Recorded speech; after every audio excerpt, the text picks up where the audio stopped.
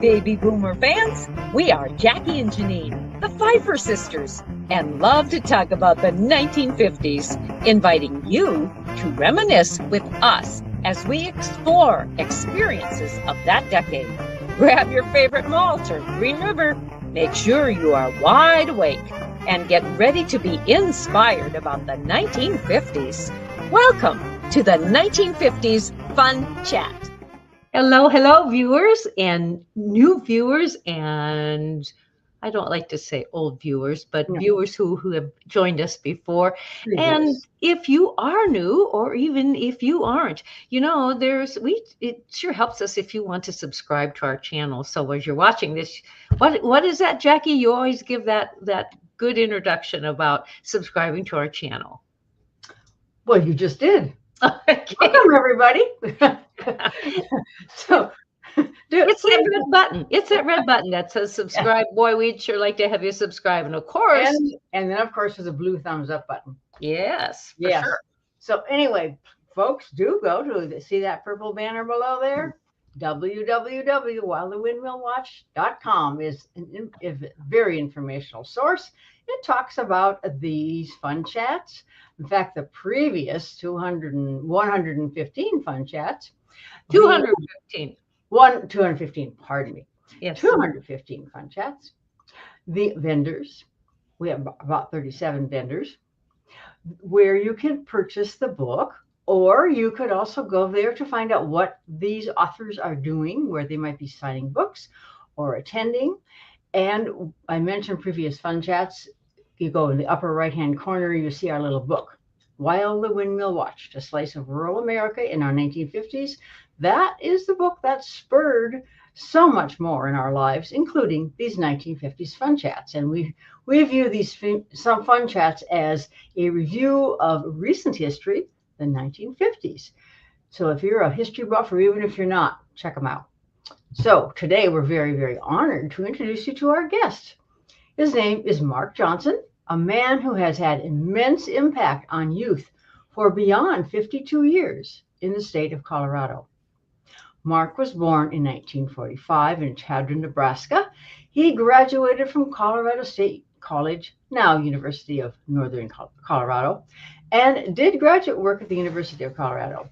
Marc is a retired physical education teacher, a varsity high school baseball coach for 52 years, and a varsity soccer coach for 28 years, all at Cherry Creek, Colorado High School. Marc has been married to his wife, Peggy, for 55 years.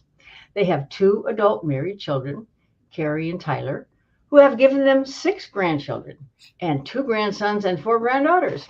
They have resided in the same house for 51 years in Centennial, Colorado. Marc, we welcome you to the 1950s Fun Chat. Yes. Hi, Marc. Thank you. You're welcome. So we'll begin by asking you to comment on some general topics concerning the 1950s, and then move on to specific topics.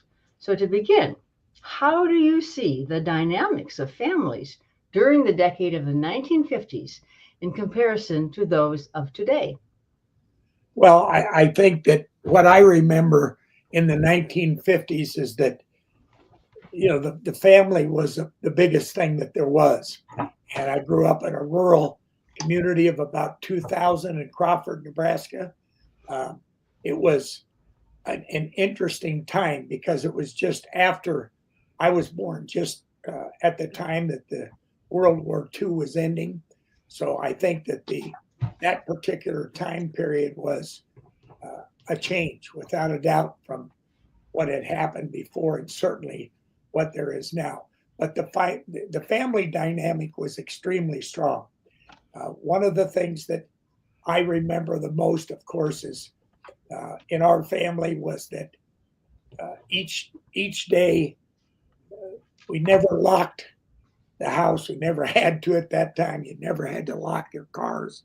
It was a time period that everybody was comfortable with other people. There was a lot of trust and so forth. And it was not a time where there were lots and lots of wealthy people. There were a lot of, particularly in the rural areas, people, made their money either farming, ranching. My father was a feed and seed salesman, is what he did at that time. But I always felt extremely loved and extremely fortunate to have the family. I had an older sister, a younger brother, and a younger sister, and we're very, very close to this day. So our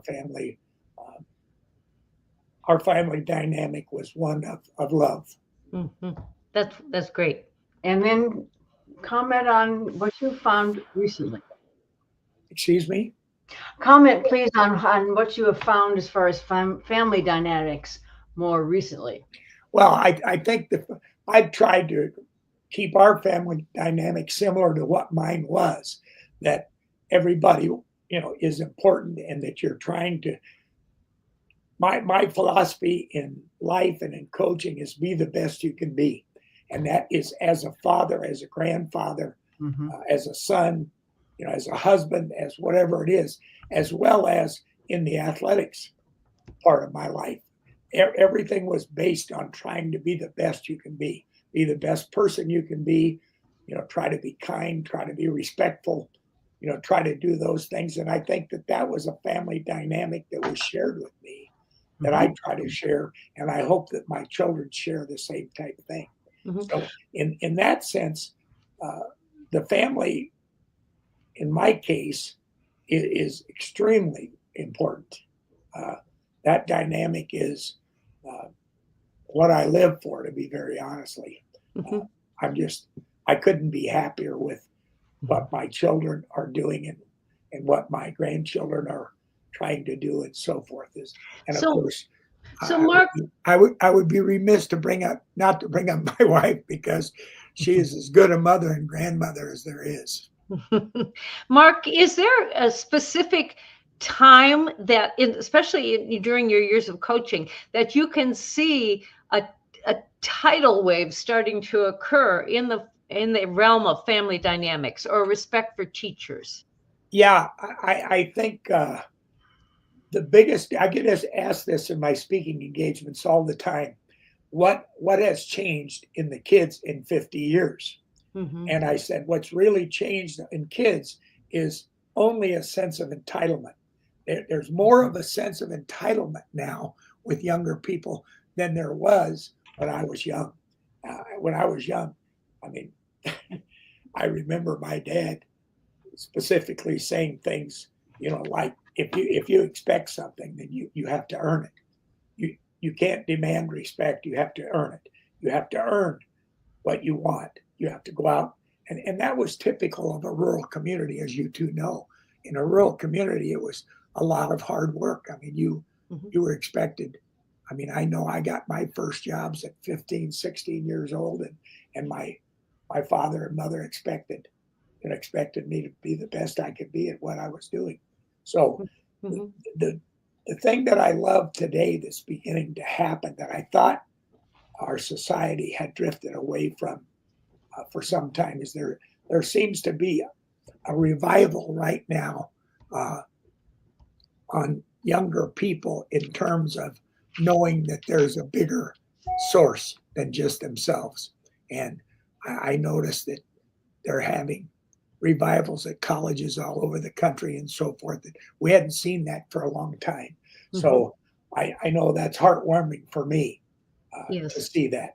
But in terms of just the dynamic, I mean, obviously there were tremendous dynamics, because, I mean, my home, we had a party line. There was a phone on the wall, and the neighbors used the same phone that we did when I was young. And of course, all the transference as you go on, all the way through, the computer. One of the things that I loved, my dad would take me with him on his sales, and he used to know all the little places to eat that had the best pies and the best, great breakfast and the best everything. And I loved riding with him to go do that. And there's so many things that I remember. We had a corner lot on our little street in Crawford, Nebraska, where all the kids played baseball on. You don't see Sandlot baseball anymore, but in the movie of Sandlot, it always intrigued me because it was much like what I lived. We would go down there. was just a weed patch, all worn out because of where the kids ran the bases, first base, second base. You could see it, and it was a different time period. There was a basketball hoop in everybody's yard that they had, that kids my age and so forth played. And I think the other thing is that you don't see today is you don't see as much neighborhood play. I mean, where the kids just went out and literally played. In fact, as I remember, my neighbors had a bell, and the bell that they had, they would ring that would tell the kids they're supposed to come home, or they would say, you need to be home by dark. You're out playing and you're in a smaller community, and there weren't the fears that people have today. At least where I lived, people weren't afraid that there were bad people out there or whatever the case may be at that particular time. Yep. So those are memories that stick out. I remember, working for my first job for 75 cents an hour. At that time, I also, vividly remember that, many things, that coffee was free. You don't pay $3-4 for coffee. When we walked in with my dad, the coffee was always free at that time. I remember my first tank of gas that I bought when I turned 16, and my dad had bought me a $75 car, which was a 1950 Pontiac. Whoa! And it was a 1950 Pontiac, and the gas price was 23 cents. So, what did you do with that 75 cents an hour that you earned? What did you do with that? You know what? It was really interesting. It's going to sound crazy, but I remember I was a big baseball card kid. So I bought baseball cards, had the little gum in it. Bubble gum was a penny at a time, and you could buy, candy bars and things like that. But I tried to save some, but I was a big card collector at that particular time. So that was a big thing for me. Sure. Do you happen to have any of the cards still? Actually, I do. Good for you. I have a card that's a Sandy Koufax rookie card that's worth quite a bit of money. But I have several cards. I've got several signed baseballs from back at that particular time period, because I think I mentioned to you when we talked that my family was a baseball family. My father was a big baseball athletics type guy. My grandfather was, and, our family, because my grandparents were from small towns in Iowa. They were from Centerville, Iowa, was my grandfather, and my grandmother was from Albee, Iowa. Yeah. And my grandfather, my father met her when she was a cheerleader at Albee High School, which is a high school about 20 miles from their community. And he fell in her lap playing basketball, and they ended up meeting each other and ended up marrying each other later on. But my background was basically a rural background. Yeah.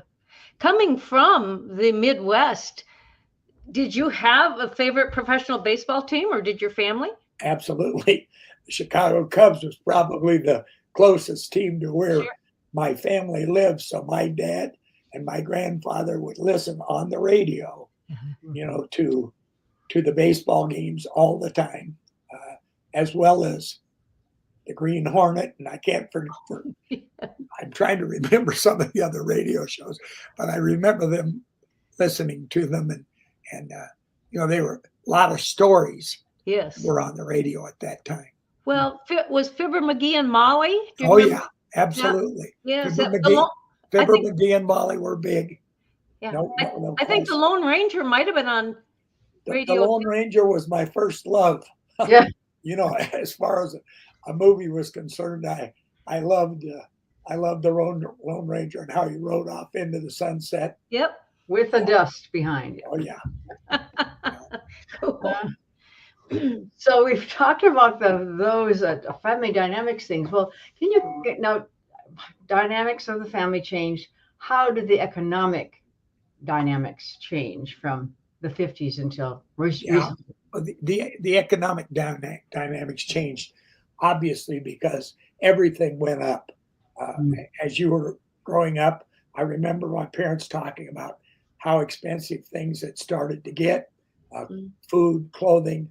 I remember telling my father that I really wanted a pair of Levi's because they were so cool that kids were starting to wear Levi's at that time. And my dad said, "You do understand that I can buy a couple pair of Levi's or a couple pair of jeans at Sears or Montgomery Ward, 2 or 3 pair for what I can buy 1 pair of Levi's for." And I do remember that. But economically, obviously, gas prices went up, and the same thing has been happening ever since.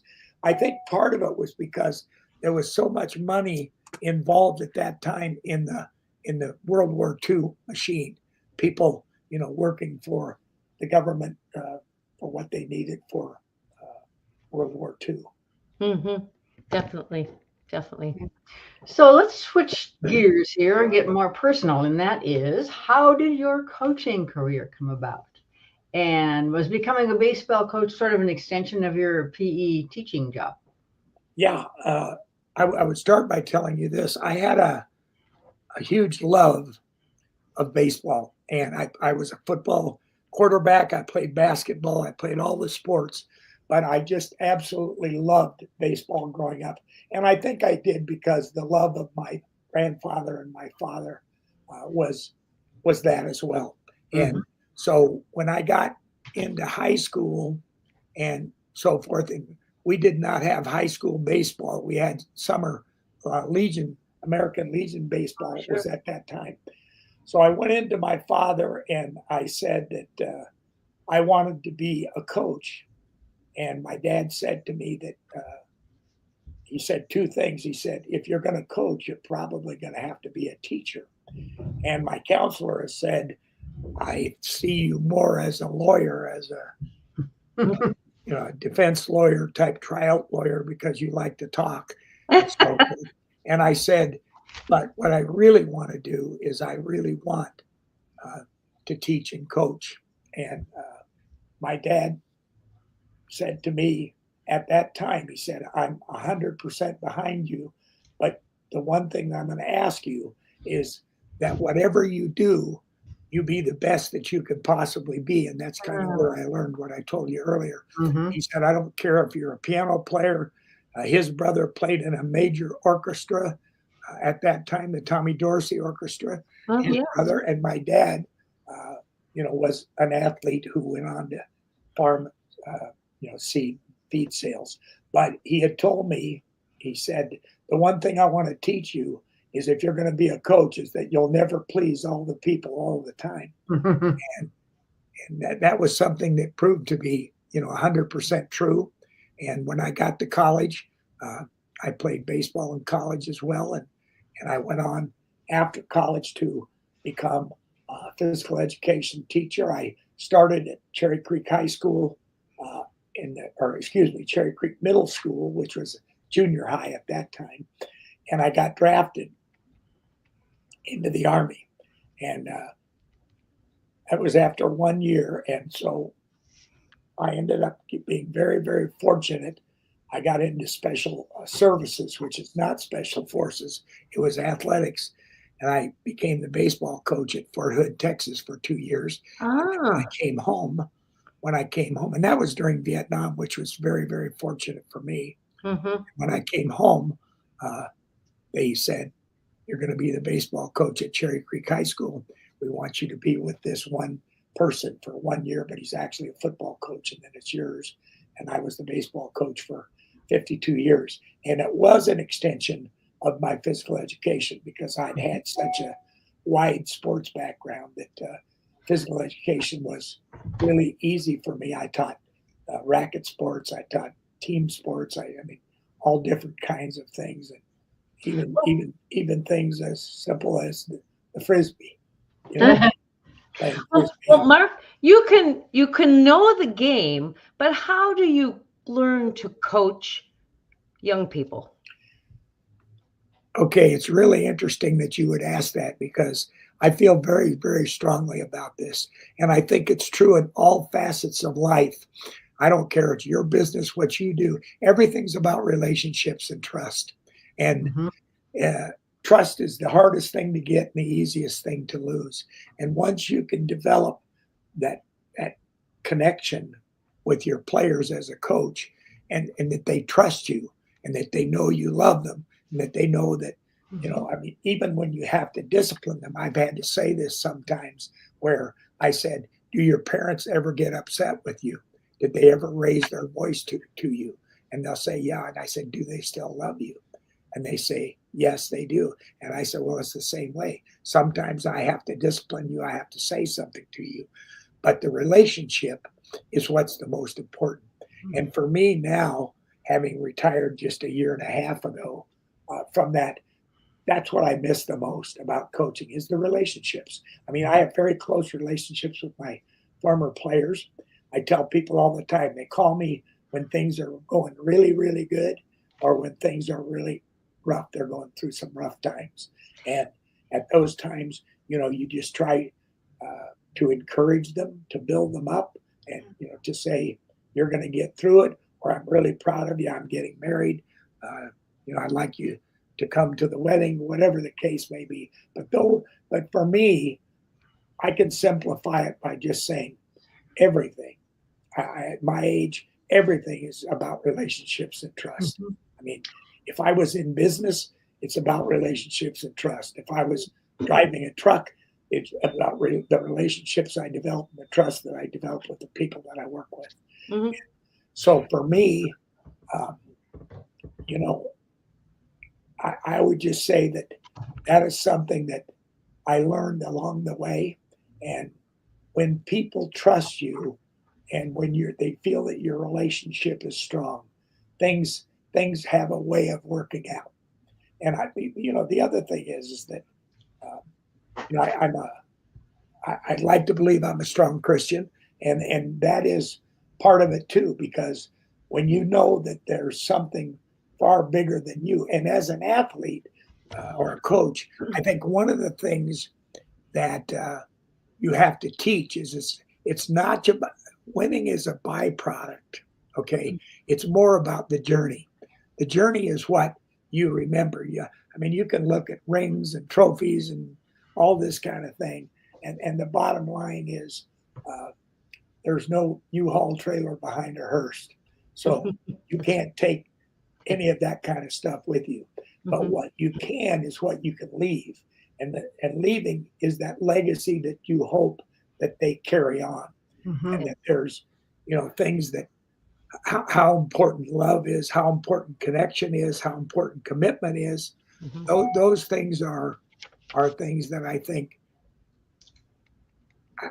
I look at things like saying the most valuable things that I have, I want the players and the kids that I taught to carry on to their kids and to their people. And that's legacy. I think legacy. Has that always been the number one thought of a coach from the 50s, even all the way up to today? Do you feel that? I feel that most of them are caught up with the word win because everything, and I changed the word win with my people because I told them we're going to work on the process. Winning for me is a byproduct. Win, I said it's what's important now and what we have to take care of right now and what we have to do. So I think that's actually win and ego are two words that coaches really have to learn to deal with, because you watch the professional sports, even in the 50s, even in the 60s, and the ones that were the most highly thought of were the ones that won. Everybody, it's like we look at society. If somebody has done really well in business and they're extremely successful and whatever, or successful in what they do, we look at that as success, I guess, but really there's so much more to it.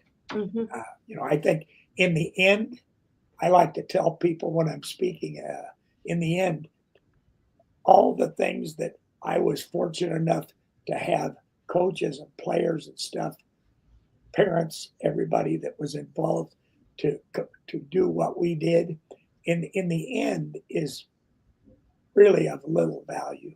Because I can tell you this, if somebody, I can remember the championships that we had, but I can guarantee you that 99% of the people that played for me only can remember the ones they were in.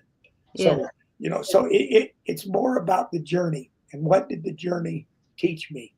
Did it teach me that hard work pays off? Did it teach me that love of my teammates create a better team? When someone doesn't worry about who gets the credit, but and same thing was true when I was in the Army. The goal wasn't the individual goal. It was, did we accomplish the mission?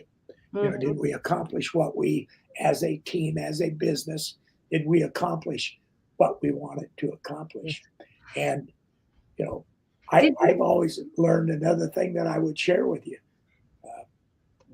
I use and try to teach people to use failure as fuel, because failure is part of the growth process, and even hard times are part of the growth process. Those things become very valuable over time, because you learn how to become more calm, how to calm your anxiety, how to calm fear, those type of things. But those are learned experiences.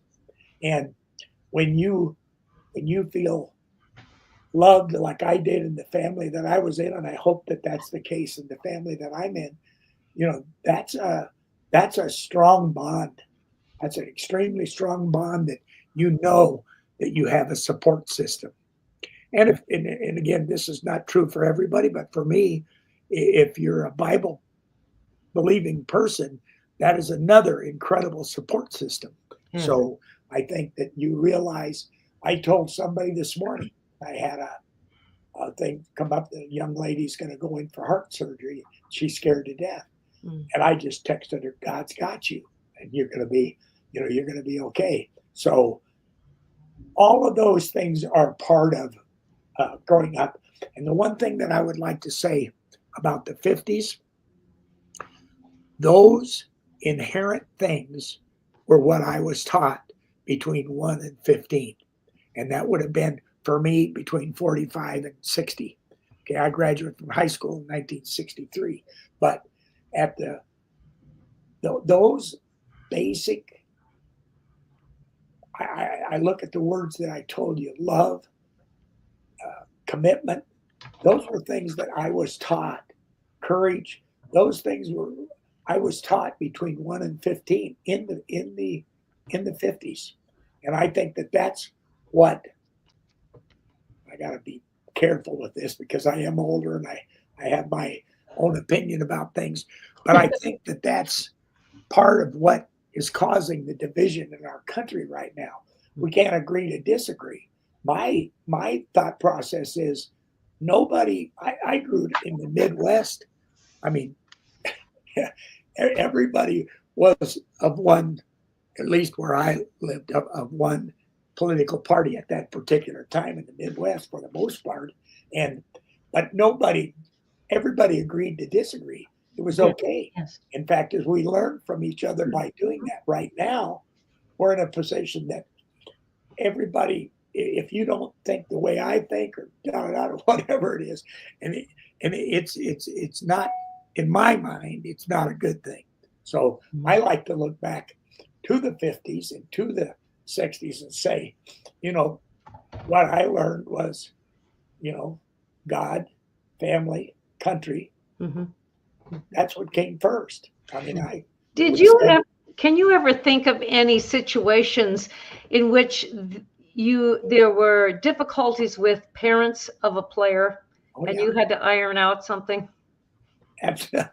Yes. Oh, certainly. I mean, you do, and you do everything you can do to be tactful, but sometimes you just have to be basically honest.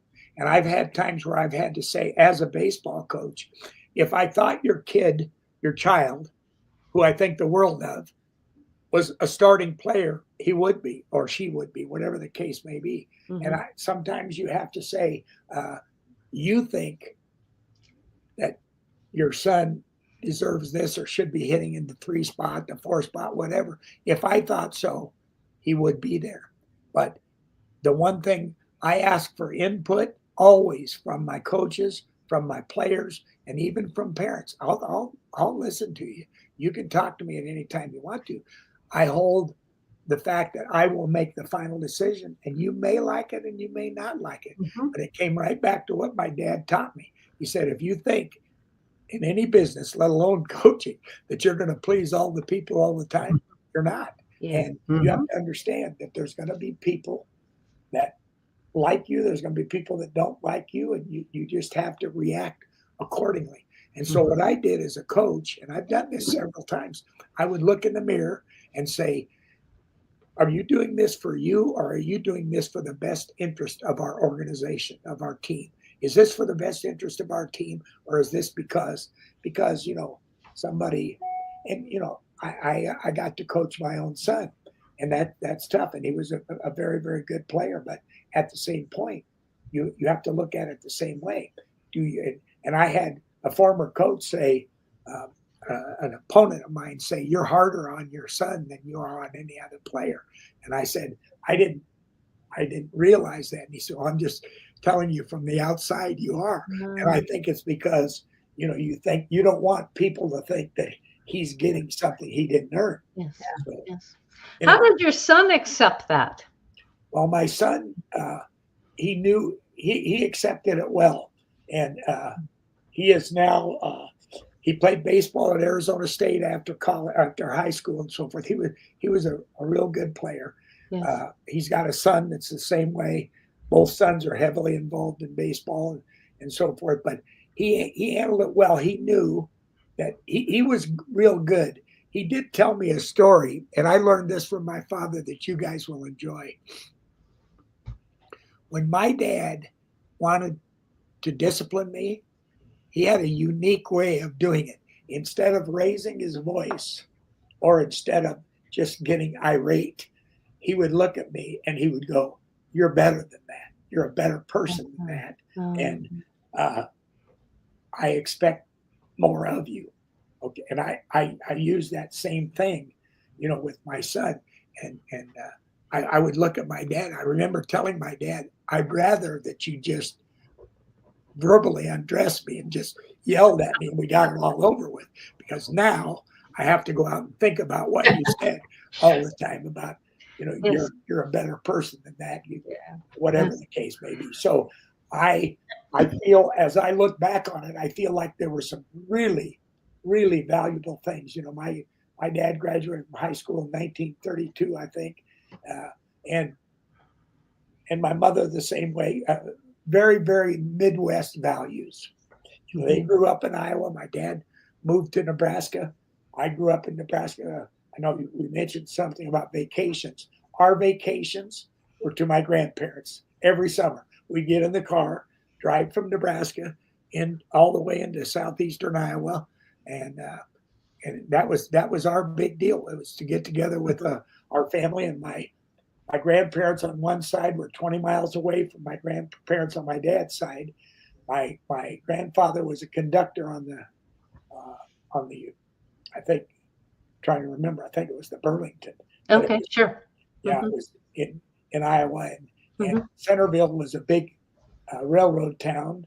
I remember coal being shoveled into my home in Crawford to heat in the 50s to heat the things. So, I mean, I look back on the 50s with great, with great thoughts of goodness, because it literally was the foundation. And like any house, they go down. They go down without really good foundations. And I look back on it and I feel like that I had great foundation from family. I think I had great foundation from the really small community. And like I look on with great fondness. So I can see there's one word that's not been mentioned, but it is part of that foundation that you carried over from your family to your business, and that is the word integrity. Yes, that was real big, and it's funny that you would say that, but that word was really big in my family. And my father, the one thing that I loved so much about him was he taught us not to think that we were above anybody, but we were not below anybody. And he taught us that at length. And he would say, whether you are a street sweeper, whether you are a custodian, or whether you have a high political job, or you have a wealthy business, or whatever, you're no better than anybody else, but you're not less than anybody else. And I think that that's a real important thought process, and that comes with integrity. The integrity means basically that you are a person of principle. You're a person who cares about other people, and you're a servant leader. That you, regardless of what you are, you care about other people. I remember, and I never see this now. It's just funny. You made me think of something. But our neighbors would come over and say, do you have an extra egg, or do you have sugar we could borrow, or do you have, whatever, and you do the same thing. And living in this era, I've never run into that, but I remember that happening a lot, when I was younger.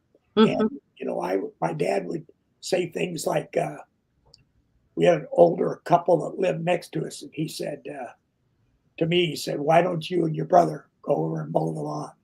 Don't ask for any money. Just go mow it, and just say, hey, we know it's harder and more difficult for you to do it. But, those things in foundation, just a little thing like that, makes you think that, what to do for others is really, really valuable. To step out and say, can I help? Can I? And I talk to my players a lot about that. I said, if you see a young man or young woman sitting in the lunchroom by themselves, and just sit down and talk to them, introduce yourself, say, whatever, or see somebody, a child with a wheelchair, and ask them if you can wheel it for him, or help somebody across the street, or, do whatever. There are things that, and I look back and I think I was taught that in the 50s and early 60s. And I'd like to think that, we could get back to that point where people say, hey, I'm here to encourage you. I'm here. Hey, we have enough critics in the world. It'd be nice to have an encourager. So, yes, for sure.